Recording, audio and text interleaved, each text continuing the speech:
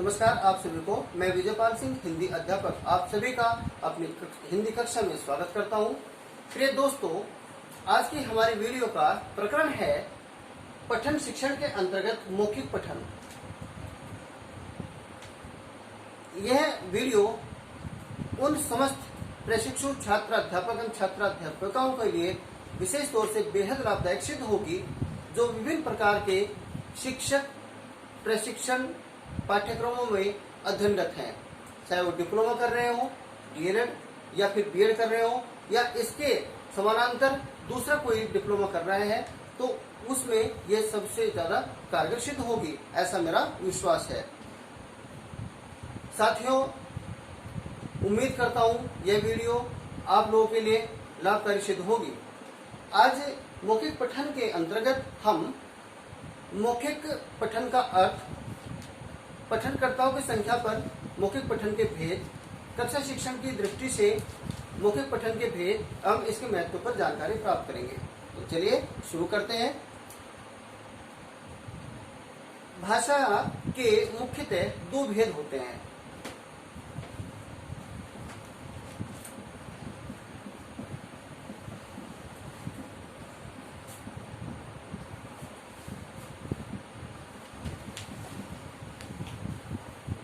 मौखिक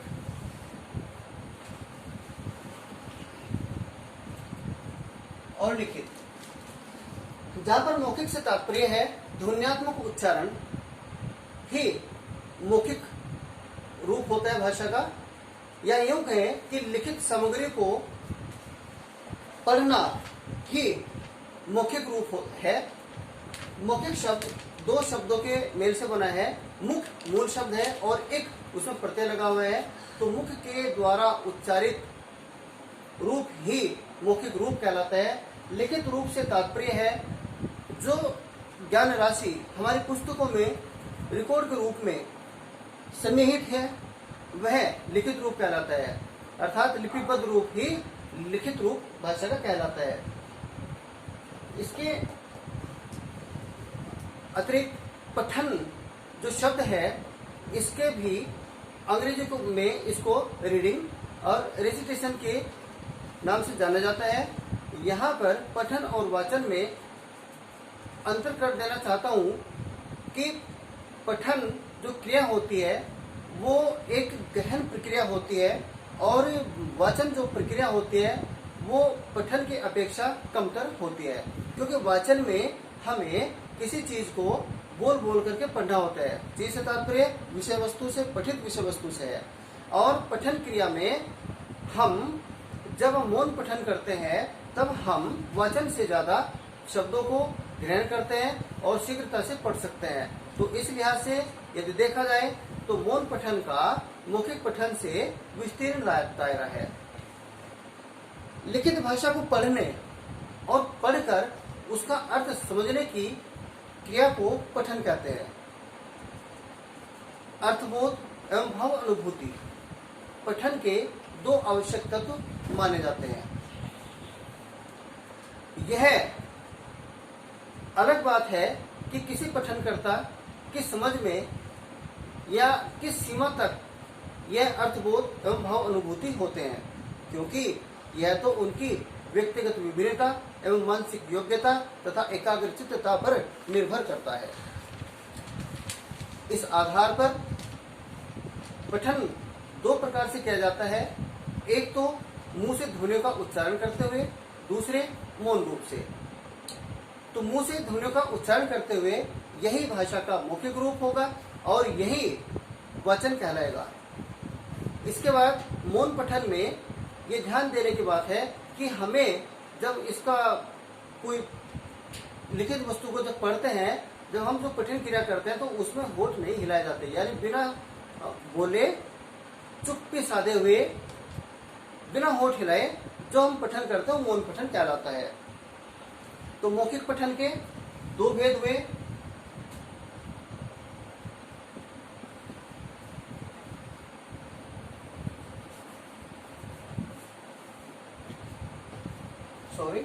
पठन के दो भेद हुए।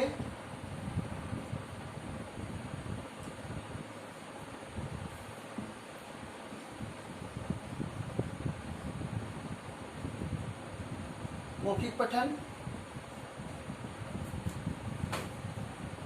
और मौन पठन। जहां पर मौखिक पठन को ओरल रेसिटेशन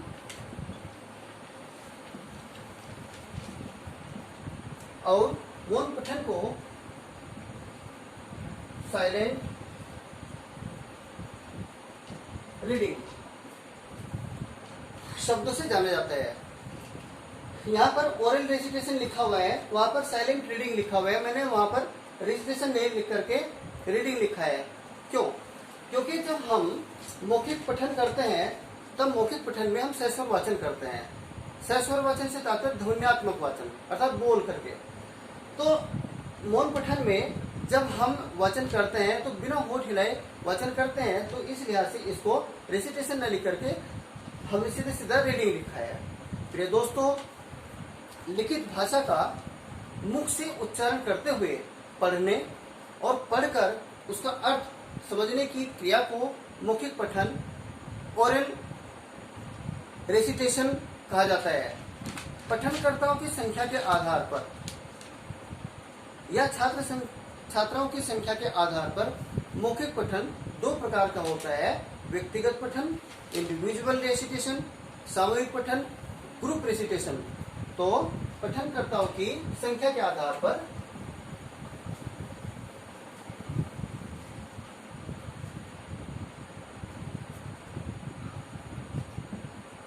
पठनकर्ताओं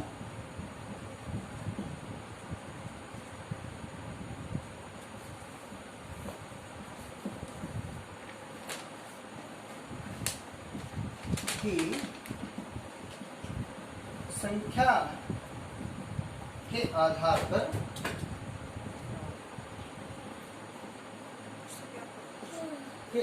पर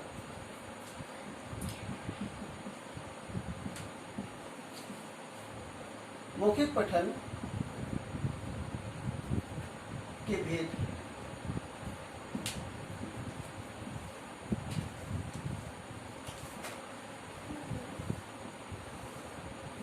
व्यक्तिगत पठन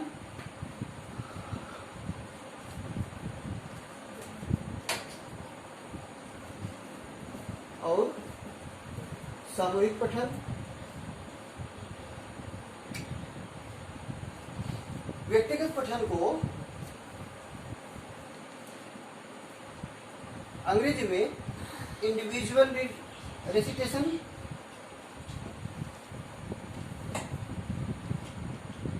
शब्द से जाना जाता है एवं सामूहिक पठन को अंग्रेजी भाषा में ग्रुप रेसिटेशन शब्दों से जाना जाता है। व्यक्तिगत पठन से तात्पर्य है जब कक्षा में अध्यापक या अध्यापिका एक छात्र या छात्रा को पठन क्रिया के लिए कहते हैं, तब यह व्यक्तिगत पठन होता है। क्योंकि एक समय में एक छात्र या एक छात्रा ने ही पठन क्रिया की है, तो यह व्यक्तिगत पठन इंडिविजुअल रेसिटेशन कहलाता है। सामूहिक पठन के अंतर्गत जब अध्यापक या अध्यापिका बच्चों को एक साथ पढ़ने के लिए कहते हैं या कई बच्चों को एक साथ पढ़ने के लिए कहते हैं, तो वो समूह में ग्रुप में पठन क्रिया कहलाती है, तो वो सामूहिक पठन कहलाता है। अर्थात समूह में पढ़ने की क्रिया को ही सामूहिक पठन कहा जाता है। प्रिय दोस्तों, पठनकर्ताओं या छात्र संख्या के आधार पर हमने दो भेद पठन के जाने हैं। अब बात आती है कक्षा शिक्षण की दृष्टि से पठन के भेद।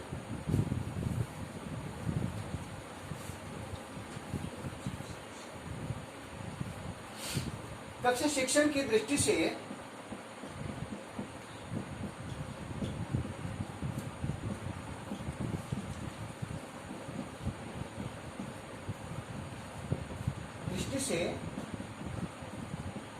पठन के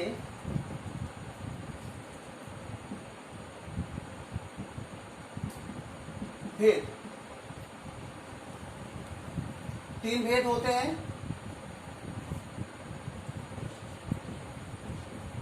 आदर्श पठन या वाचन, अनुकरण पठन या वाचन,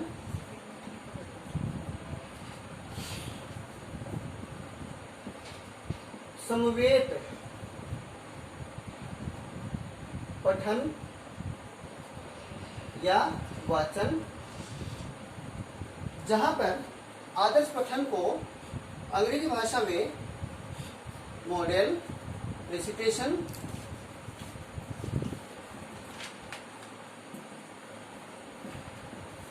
एवं अनुकरण वाचन को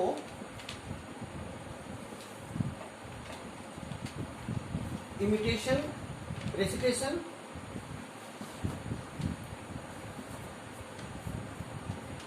तथा संवेद पठन को कोरल रेसिटेशन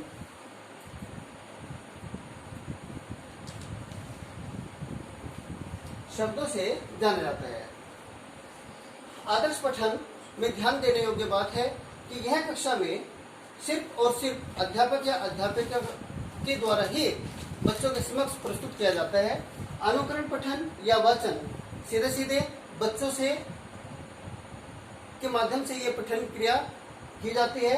अध्यापक के आदर्श पठन की हूबहू नकल ही अनुकरण पठन कहलाती है। संवेद पठन में गद्य और पद्य में थोड़ा सा अंतर होगा, वो इस पर अभी बताया जाएगा। इससे पहले हम आदर्श पठन के बारे में जानकारी प्राप्त करेंगे। आदर्श पठन अर्थात मॉडल रेसिटेशन में जब अध्यापक गद्यांश शिक्षण कर रहा है, गद्य शिक्षण, तो गद्यांश का वचन बच्चों के समक्ष जब अध्यापक विधिवत रूप से करते हैं, उचित गति, आरोह अवरोह, विराम चिन्ह इत्यादि के अनुरूप, तब यह भाषा का गद्यांश का आदर्श वाचन कहलाता है। और जब हम पद्यांश का आदर्श वाचन बच्चों के समक्ष प्रस्तुत करते हैं, तब उस समय हमें उचित गति, यति, लय, आरोह अवरोह एवं विराम चिन्ह इत्यादि का ध्यान रखते हुए, भाव भंगिमाओं का ध्यान रखते हुए संबंधित पद्यांश का वाचन करना होता है। याद रखिएगा कि जब हम गद्यांश का वाचन करते हैं तब उसमें लय जैसी कोई अबद्धता नहीं होती है, लय की कोई भी बाध्यता नहीं होगी, सिर्फ ये हम कविता शिक्षण में इसको करेंगे। तो आदर्श वाचन में हमने विधिवत रूप से जो बच्चों के समक्ष शुद्ध उच्चारण करते हुए, विभिन्न नियमों का पालन करते हुए जो वाचन प्रस्तुत किया है, और बच्चों से ठीक वैसा ही हम करने के लिए, वैसे वाचन करने के लिए, पठन करने के लिए जब कहते हैं, तब वह हूबहू जो कतु आदर्श वाचन की तरह, तो वह अनुकरण वाचन कहलाता है। और अनुकरण वाचन के भी दो भेद माने जाते हैं। अनुकरण वाचन के एक व्यक्तिगत वाचन, वही इंडिविजुअल रेसिटेशन, दूसरा सामूहिक वाचन, वही ग्रुप रेसिटेशन। इसके पश्चात संवेद पठन में बात करते हैं कि जैसे संवेद पठन को कोरल रेसिटेशन के शब्द से जाना जाता है, जहाँ पर कोरल रेसिटेशन से तात्पर्य हमारा है कोरस से। कोरस का मतलब होता है समूह गान। अब समूह गान तो यहाँ नहीं है, तो सीधे सीधे हम क्या करेंगे, एक साथ एक झुंड में, एक समूह में जब बच्चों को बांट करके हम पढ़ने के लिए कहते हैं, तो संवेद पठन कहलाता है। गद्य शिक्षण में इस बात पर बहुत जोर देना होगा हमें कि हम पूरी कक्षा को बिल्कुल एक साथ समूह में पढ़ने के लिए नहीं कहेंगे। हम सिर्फ उनमें से 2 से 5 तक के बच्चों की संख्या के आधार पर समूह का निर्धारण कर लेंगे। मान लीजिए कि हमारी कक्षा में 40 बच्चे हैं, तो 40 बच्चों में से हम 5-5 बच्चों के 8 समूह निर्मित करेंगे, और उन 8 समूह में एक एक टोली नायक को हम वहाँ पर छोड़ेंगे। वह टोली नायक कौन होगा, जो उन बच्चों में थोड़ा ज्यादा पढ़ने का माहिर होगा या पठन क्रिया में दक्ष होगा, उस बच्चों को टोली नायक के रूप छोड़ देंगे। प्रिय दोस्तों, यहाँ पर एक बात और ध्यान रखने की होती है। हम जब गद्य का शिक्षण करते हैं, तब हम उनको 5-5 बच्चों के समूह में खड़ा करते हैं। यहाँ पर एक समूह से दूसरे समूह में कुछ दूरी होनी चाहिए, तो ये स्थान आपको सुनिश्चित करना है कि आपकी कक्षा में इसका स्थान उपलब्ध है या नहीं। यदि नहीं है तो आप मैदान में भी जा सकते हैं। फिर दोस्तों, यदि हमने एक समूह से दूसरे समूह में ज्यादा दूरी नहीं की है तो व्यवधान उत्पन्न होगा, और जब व्यवधान उत्पन्न होगा तो अनुशासनहीनता उत्पन्न होगी, और जब अनुशासनहीनता उत्पन्न हो जाएगी तब हमने समेत पठन के जो लक्ष्य निर्धारित किए थे या न्यूनतम अधिगम स्तर की संप्राप्ति के जो उद्देश्य निर्धारित किए थे हम उनको नहीं प्राप्त कर सकते। तो ऐसे में हमें उन बच्चों पर विशेष ध्यान देना होगा। जब हम पद्य शिक्षण करते हैं तब ऐसे समय में हम एक साथ पूरी कक्षा में समूह वाचन करा सकते हैं। क्यों करा सकते हैं? क्योंकि पद्यांश तो अर्थात कविता तो मौखिक उच्चारण से ही होती है, और वो तो पढ़ने से ही, जो ध्वन्यात्मक उच्चारण करने से ही उसकी रसानुभूति और सौंदर्यानुभूति होती है। फिर दोस्तों बात आती है मौखिक उच्चारण की या मौखिक पठन की भाषा शिक्षण में क्या महत्वता है। प्रिय प्रशिक्षुओं, जहां तक पहले वीडियो में बताया गया था कि भाषा के मुख्य दो रूप होते हैं, मौखिक और लिखित। यहाँ पर कहना चाहूंगा कि मौखिक रूप भाषा का बहुत ही नाजुक रूप होता है। वक्ता जैसा बोलता है वैसे ही वो शब्द यदि उसने अशुद्ध उच्चारण कर दिया तो वो अशुद्ध शब्द एक के बाद दूसरा, दूसरे के बाद तीसरा, और वो पीढ़ी दर पीढ़ी अशुद्ध शब्द का उच्चारण चलता चला जाएगा। और ठीक जैसे ज शब्द वर्ण के लिए ज का उच्चारण जो पीढ़ी दर पीढ़ी चल रहा है और हम ज उच्चारण करके ज का ही उच्चारण करते हैं तब ये गलत हो गया। तो ऐसे ही मौखिक उच्चारण भी यदि बच्चे का गलत होता है, अशुद्ध उच्चारण करता है और अध्यापक अध्यापिका उस पर ध्यान नहीं दे पाते हैं, तब वो बच्चा हमेशा अशुद्ध उच्चारण करेगा। और जब हिंदी भाषा की विशेषता है कि वो वैज्ञानिक दृष्टिकोण लिए हुए है, तो जैसा वो बोलता है वैसा लिखेगा, जैसा लिखता है वैसा पढ़ेगा भी। तो ऐसे में प्रिय दोस्तों आपकी महत्वपूर्ण भूमिका बन जाती है कि जो भी बच्चा गलत उच्चारण करता है तो उसका आप शुद्धिकरण करेंगे और उसे शुद्ध उच्चारण के लिए अभ्यास कराएंगे और प्रयत्नरत रहेंगे। प्रिय दोस्तों, यहाँ पर एक बात और ध्यान देने की बात है, जब हम उस बच्चों से संवेद पठन कराते हैं या संवेद वाचन कराते हैं तब ऐसे समय में हम अध्यापक अध्यापिकाओं की भूमिका और भी ज्यादा बढ़ जाती है। यदि हम निष्क्रिय हो जाते हैं तब बच्चों में अनुशासनहीनता व्याप्त हो जाएगी। जैसे कि मैं पहले बता चुका हूँ, वहां पर अनुशासनहीनता व्याप्त होने से हम किसी भी प्रकार के न्यूनतम अधिगम स्तर जैसी कोई संकल्पना की प्राप्ति नहीं कर सकते हैं। तो प्यारे दोस्तों, मुझे उम्मीद है कि आप लाभान्वित हुए होंगे इस वीडियो के माध्यम से, और मिलते हैं अगली वीडियो में। तब तक के लिए धन्यवाद, नमस्कार।